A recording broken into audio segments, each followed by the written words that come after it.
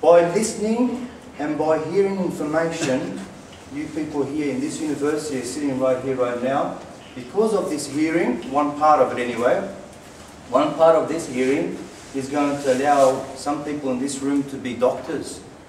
From that same hearing, some people are going to be lawyers, and they're going to be IT students, or they're going to be big businessmen or scientists, whatever they might be venturing into. And some people, by listening and hearing the most beautiful things that are of knowledge, that represents the knowledge of Allah subhanahu wa ta'ala, what does that give? That makes that person a scholar of that field. So what is this hearing? It's not just the hearing as we think of it, as just listening to something. You hear, like we said before, if you pick up the phone, your ear is discerning the different voices of the people that you love. They don't have to say, "Hello my son, this is your mother speaking." You pick up the phone, they could be thousands of kilometers away, in a different country altogether, and then you hear the voice of your mother, again another happiness in your heart. See that ear also is like a telegraph. It is connected to different parts of your body and your being, to the seen and to the unseen worlds. So what makes this ear so special, what makes this ear so important, is that it is ahsan in accordance to how we utilize it and how we use it, in accordance to fulfilling the purpose of why it was given to you in the first place. But our minds have also been given, but our minds unfortunately are polluted so much these days that there's very little room left to put anything other than all the rubbish that's already in there. And when we are given an opportunity to place knowledge of Allah subhanahu wa ta'ala in our minds, we find that we are too busy for that. A scholar once asked a man, he says to him, he says, "My friend, do you know the difference between heaven and hell?" And he says, "Of course I do." He says, "Good." He says, "So you know the effects of heaven and you know the effects of hell?" He says, "Yes, I do." He says, "How much would you like to go into heaven and how much would you like to stay away from hell?" He says, "With all my might, I would do anything in order to get into heaven, and I would do anything to stay away from hell." He says, "Even to the point that you would give up one of your organs?" He says, "Of course, I would give up any organ for that." He says, "Then give up your mind for Allah. Sacrifice your mind and you will enter Jannah, inshallah." Because the mind is preoccupied with so much rubbish. Transform that and just think about Allah and you'll be saved. And he says, no, I can't give my mind any other thing. In hell, there is a hadith that narrates a group of people are burning in hellfire, and Allah subhanahu wa ta'ala asks them, "O people of the hellfire, if I were to give you an opportunity to get out of this fire, what would you give?" And they say, "Oh Allah, everything that we had owned in the world we would sacrifice so we would not be burning in this place." And Allah subhanahu wa ta'ala says, "I did not want everything. I only wanted a small portion, but you gave me not even that. So you will stay here and you will burn." Allahu Akbar. He only wanted a small portion. He doesn't want your whole mind. He wants small portions of your mind, small portions of your time, small portions of your sacrifice, small portions of your life, in order to gain an eternal happiness, inshallah ta'ala. Now, imagine the magnificence of this mind that we're talking about. Imagine knowledge, imagine intellect. And you see why a human being becomes ahsan in comparison to all the other animals also. Look at a simple man coming out of a village, and he walks into Istanbul and walks into the Sulaimaniya Mosque, which is a magnificently, beautifully well-built mosque by Imam Sina, which is one of the best architects ever to live. One of the best architects ever to live. A simple-minded man from a village walks into this mosque, and he looks at the art, he looks at the engineering, he looks at the architecture of the building, and he wonders and he says, "Hey, wow, mashallah." He looks at the big marble pillars. He says, "Hey, wow, mashallah. Hey, wow, mashallah," and nods his head 2 or 3 times, 5 times, and then he walks away from the mosque. 1 or 2 minutes of admiration, and the guy walks away. Now another man walks into the same mosque, but this man, he's an engineer, he's also an architect, and he's a knower of the arts. This man walks into the same mosque. He is bewildered.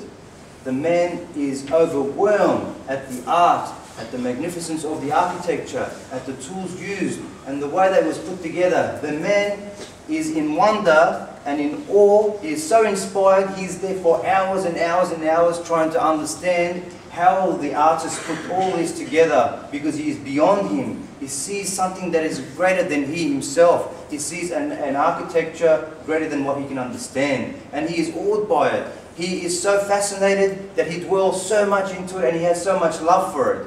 Now, the difference between the simple man that came from the village and walked into the mosque and mashallah, mashallah, and walks away after 2 minutes, compared to this man who reads the signs, who sees all the magnificence, and he understands the greatness of the artist, is totally different altogether. Now, in exactly the same way, Allah subhanahu wa ta'ala has created this place, more magnificent than that Sulaimaniya mosque, and greater and more awe-inspiring than anything else in this universe. Allah subhanahu wa ta'ala, He has made also like this. Now these people that we are, human beings, we walk into this universe, either we're going to be like the simple-minded person as Muslims and go, Aywa, mashallah, oh yeah, look at the stars, Aywa, mashallah, nod our heads a few times and leave this realm.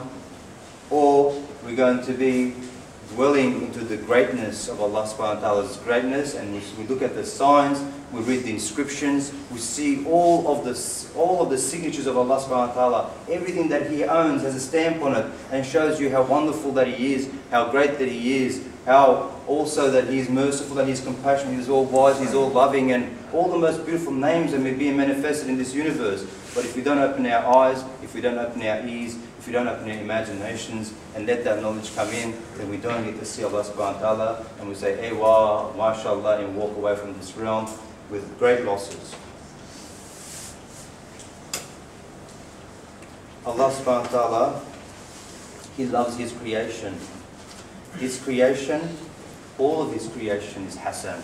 All of His creation is beautiful. In the purpose of the universal idea behind it, everything is beautiful. Everything is created very, very nice. But what about human? Human being is ahsan. He is better and more perfected. The mu'min, the person who worships Allah and recognizes all of His greatness and does what Allah subhanahu wa ta'ala asks him to do, he utilizes all of the tools and instruments that have been given to him to find Allah, to appreciate Him, to love Him, to admire His wonders and His arts, and to worship Him. And this is the purpose of His creation in the first place. That person can elevate to the level of the highest of the high.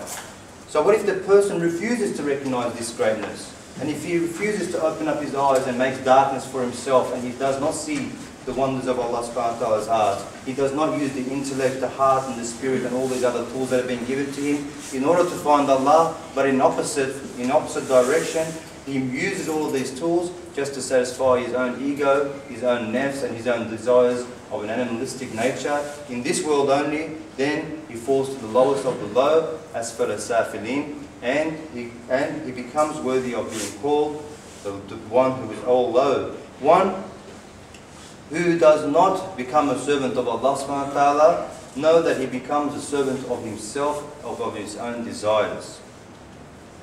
Now imagine the difference we have to put on a scale to understand the greatness of belief, the greatness of being ahsan. A believer, and we're going to see obviously the greatest of all believers, Muhammad sallallahu alaihi wasallam. He is the pinnacle of humanity. He is the pinnacle in every respect of the name that represents Allah subhanahu wa ta'ala's own greatness, and he mirrors that greatness to humanity. He is also what Allah subhanahu wa ta'ala expects and wants from human being. And that want and that expectation is the thing that makes a human being ahsan, again, more perfect and more beautiful than every other creature. In his actions, in his conduct, in his behavior, in every respect, Muhammad sallallahu alaihi wasallam has become ahsan.